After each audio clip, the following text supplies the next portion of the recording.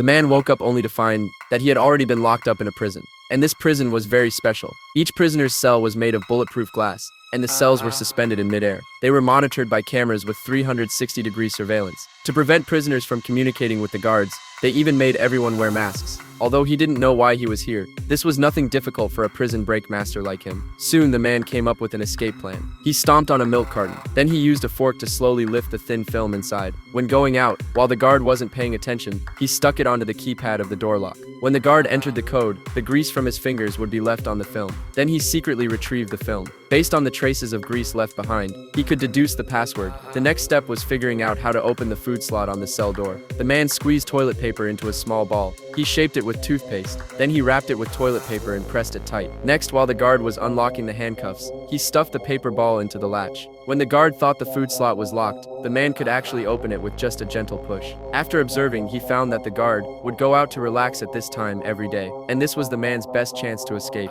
He reached out and unlocked the keypad. Then he went to the surveillance room. He adjusted the footage of his cell to 3 minutes earlier. Then he removed the ventilation grate. He crawled through the ventilation duct into the fire station. He changed into the firefighter uniform inside. At this time, his teammate had already driven to the outside of the prison. Then he casually pressed the remote switch in his hand. When the firefighters quickly rushed out on the call, the man was already hiding under the fire truck. While the firefighters were putting out the fire, the man immediately crawled out from under the truck. He got into his teammate's car and completed the escape.